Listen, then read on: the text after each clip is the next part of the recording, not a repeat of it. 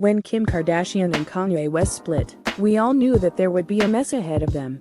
Then, Kanye's Sunday service crew sued the self-described genius for allegedly mistreating workers.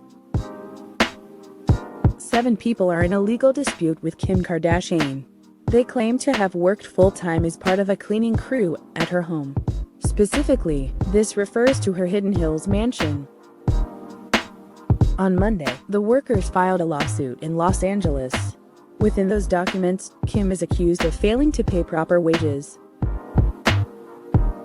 She is also accused of failing to pay overtime properly. Additionally, Kim is accused of failing to ensure that these workers received adequate breaks. All of those sound like awful violations of both moral decency and common sense. But that was not the most shocking part of this. According to the allegations, Kim had multiple underage minors working on her property. That's weird enough on its own, but the hours that they allegedly worked are more troubling. The suit accuses Kim of having these minors work for hours that violate child labor laws. However, Kim reportedly feels that these workers are totally off base by suing her. She hired a vendor who was then tasked with hiring and managing the staff. Kim believes that if there have been missed payments or other violations, they're not on her end. Kim has no knowledge and is most certainly not at fault for the vendor and his agreements with his employees.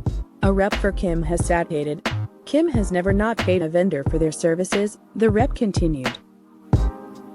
And, the rep said, hopes that the issue between these workers and the vendor who hired them can be amicably resolved soon.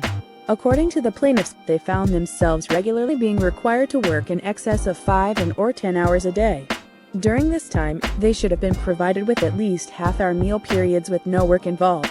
Instead, the lawsuit alleges that they were not afforded these break periods. Plaintiffs were required to take meal breaks together at the same time, the lawsuit alleges.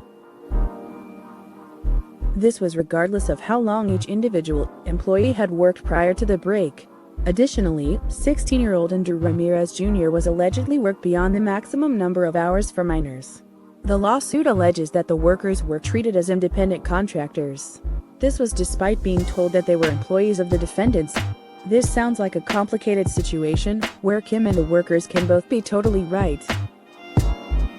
After all, if person A hires company B to hire and manage workers C, the workers are then working for A and B. It's a complicated situation, one where A is likely to assume that B is doing everything correctly, until told otherwise.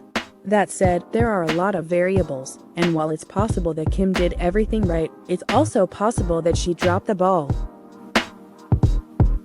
We have no idea if Kim had any legal responsibilities towards these employees, or even if these allegations are true. Did the vendor that Kim hired knowingly employ a minor? Did Kim have any idea? Were any contracts breached? This is why there is a court system and documentation so that the truth can be uncovered.